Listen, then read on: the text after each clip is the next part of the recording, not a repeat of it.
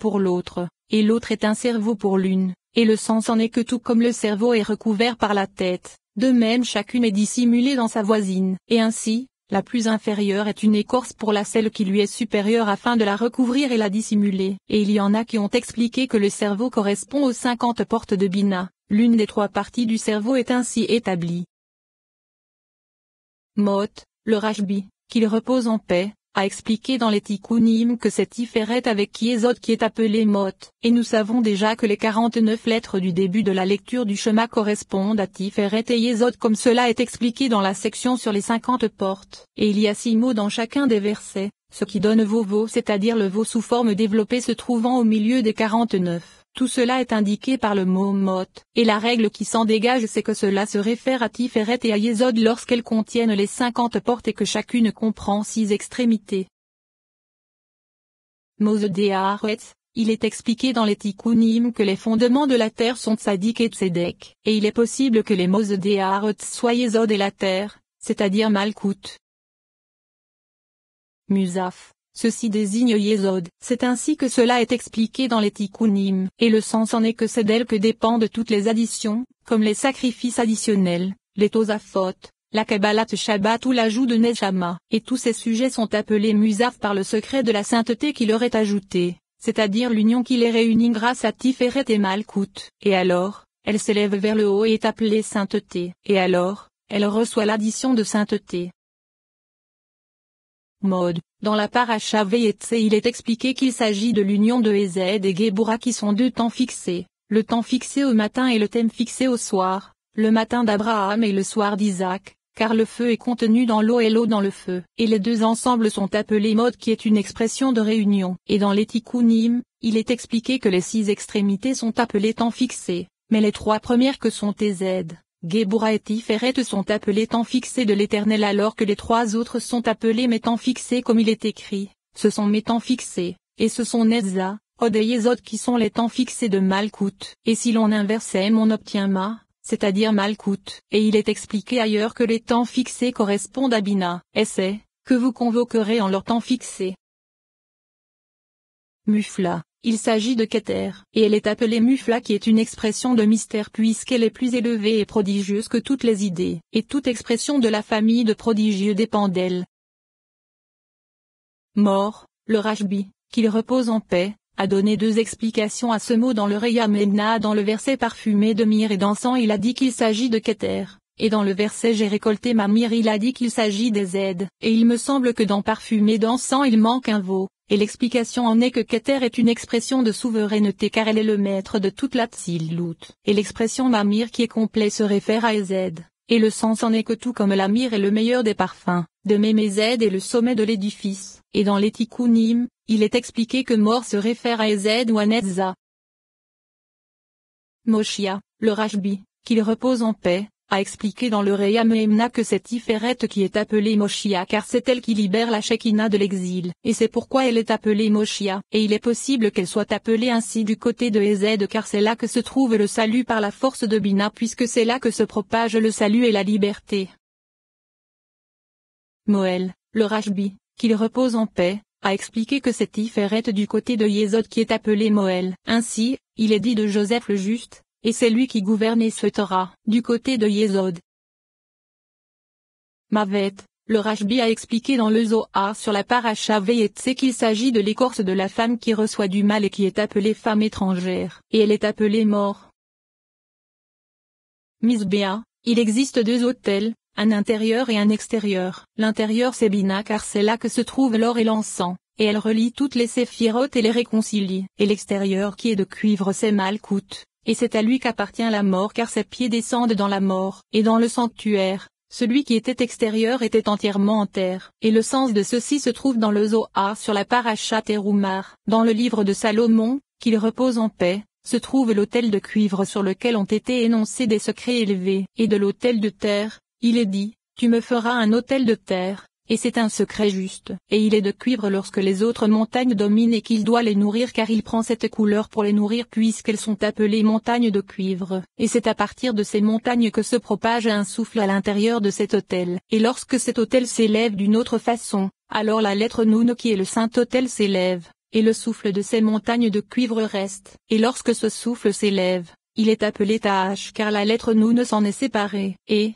ce souffle, est divisé en de nombreux autres souffles, et cet ensemble est appelé Taach. Et c'est pourquoi cela ne forme qu'un seul peuple qui est le Taach comme il est dit, Taach et Maaka. Ceci est explicite, et lorsqu'il est dit qu'il doit les nourrir cela signifie qu'il donne la nourriture et la vie à tous ceux qui se trouvent à la droite de la sainteté. Et en ce qui concerne le côté gauche, puisqu'il n'est pas approprié de lui donner une nourriture sainte, il lui donne des dépôts de vin trouble et du pain impur, en accord avec sa nature. Et c'est pourquoi il est appelé alors Nochet pour indiquer le sujet du Taach qui lui est proché. Et le Noun se réfère à Malkout elle-même. Et nous savons que l'autel qui se réfère à Malkout était creux et qu'on l'avait rempli avec de la terre. Or le mot terre dérive du mot homme car c'est son époux. Et autour de lui se trouve l'écorce de cuivre. Et tant que Salomon ne fut venu, il était un autel de cuivre car la lune était déficiente et il n'y avait aucun accouplement véritable, comme cela est connu. Et lorsque le temple d'en bas fut construit, celui d'en haut fut aussi construit, la lune se trouva pleine et l'autel fut fait totalement de terre afin de montrer sa blancheur. Et l'écorce du Taach s'était déjà séparée et l'avait blanchie par le secret de la blancheur afin de montrer qu'elle était passée par l'encens,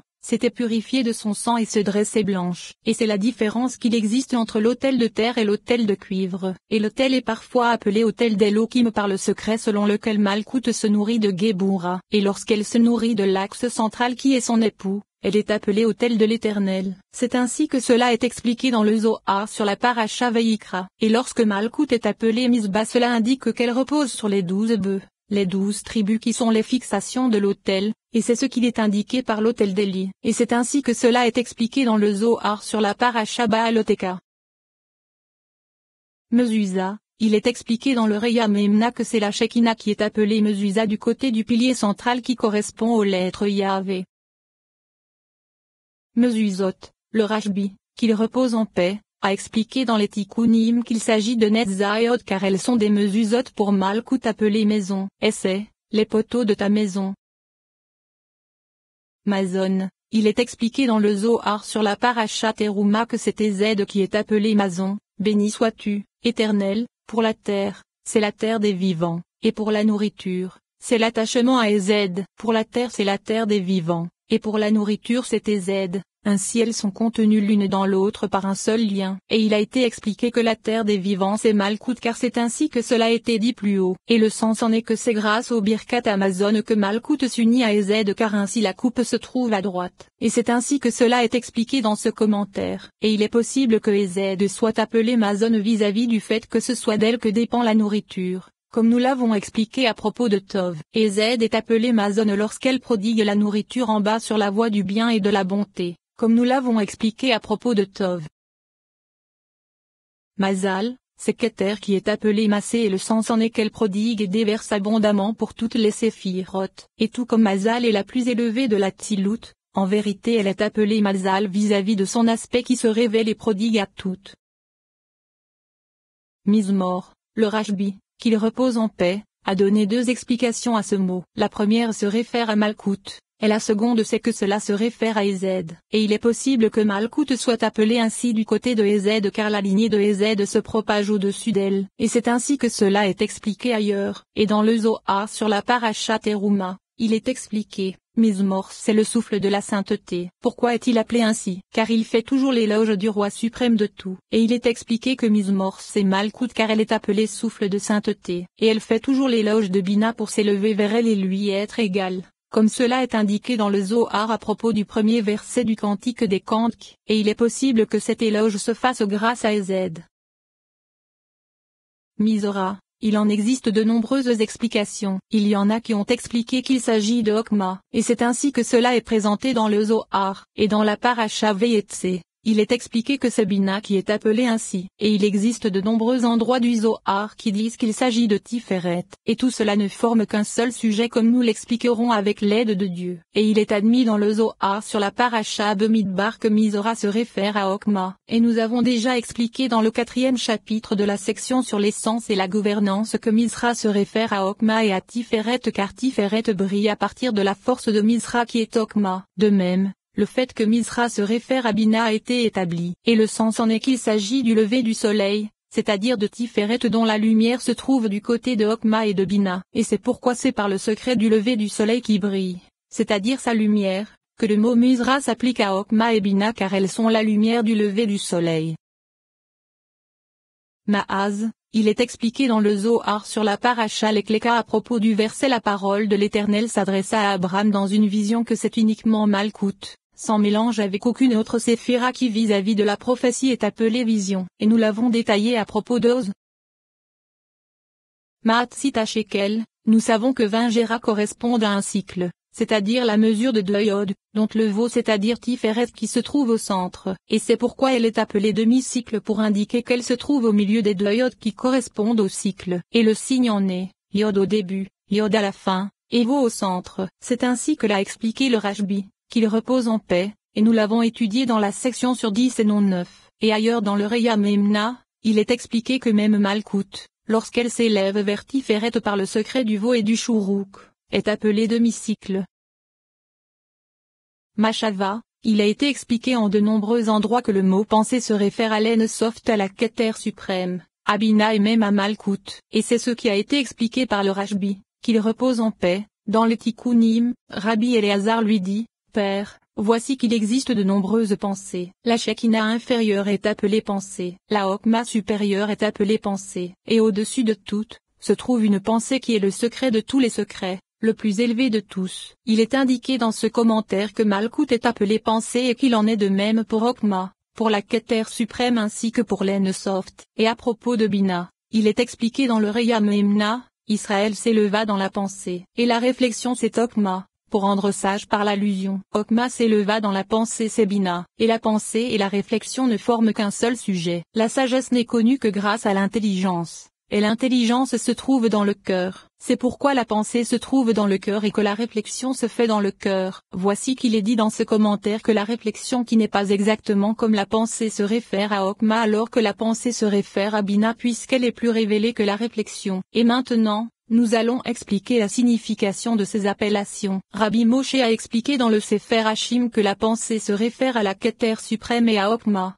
Dans la Keter suprême se trouve la pensée, mais elle n'est aucunement appréhendable. Et la pensée précède toute sagesse et toute intelligence. Il ne faut absolument pas spéculer à son propos. Et Okma est également appelée pensée car elle n'est appréhendable que par la pensée qui se trouve dans Keter. Et la pensée qui se trouve dans Okma est le commencement de la pensée et de la compréhension, mais de façon réduite. Et c'est à propos de ces deux-là qu'il est dit, tes pensées sont très profondes, car c'est grâce à ceux qui pensent avec sagesse que l'on peut spéculer sur la Keter suprême via l'estimation. Et il me semble que nous avons déjà expliqué dans la section sur la Tzilut, Beria, Yetzira et Asya à propos du sujet des degrés situés les uns au-dessus des autres que la pensée désigne Malkout vis-à-vis des inférieurs qui se trouvent au-dessous d'elle, car elle est infiniment plus fine que tout comme la pensée est fine. Et c'est ce qu'il est dit, que la pensée s'applique à toute la Tzilut de façon générale, tout comme les commentateurs ont appelé toute la Tzilut point intellectuel pour indiquer sa finesse. Et il n'existe rien dans le matériel qui soit plus fin que la pensée, outre ce qui est appelé point intellectuel car il ne possède aucune extrémité. Et c'est pourquoi ce que nous avons dit s'applique, c'est-à-dire que Bina est la pensée, c'est-à-dire que vis-à-vis des 7 séphirotes qui se trouvent au-dessous d'elle, elle est la pensée. Et les séphirotes inférieures sont celles qui accomplissent la révélation vis-à-vis d'elle puisqu'elle est la pensée fine et l'édifice est celui qui se révèle en essence au vis-à-vis de Bina qui est dissimulé. Et ainsi, Bina révèle Okma, c'est pourquoi elle est appelée pensée grossière alors que Okma est appelée pensée fine. Et la Keter suprême est plus fine qu'elles deux car l'une est plus fine que l'autre, et cette dernière est elle-même plus fine que la troisième. Et toute la Tzilut est appelée acteur en essence vis-à-vis de la pensée spirituelle de l'émanateur, le roi des rois. Et pour bien établir ce sujet, nous devons étudier ce qui se trouve dans la section sur la Tzilut, Beria, Yetzira et Asya ainsi que le grand sujet que j'ai expliqué dans la section sur les noms. Mazof Aloven, Rabbi Moshe a expliqué que la Keter suprême est appelée ainsi car c'est à partir d'elle que la blancheur se révèle et la fait resplendir sous toutes les faces. Et dans le Zohar sur la paracha Vayetse, il est expliqué que lorsque Tiferet renforce la bonté vis-à-vis du jugement, elle est appelée Mazof Aloven, c'est-à-dire qu'elle révèle la blancheur et la fait vaincre le jugement. Mita, il s'agit de Malkout, et elle est appelée Mita par sa réalité se trouvant en bas, à son emplacement. Et elle est appelée ainsi car c'est d'elle dont se servent l'homme et sa femme, Tiferet et Malkout, par la réalité avec laquelle elle s'unit à son époux. Et Mita est la réalité qui reste à son emplacement. Et à son propos, nos maîtres de mémoire bénis ont dit, quiconque oriente son lit du nord au sud,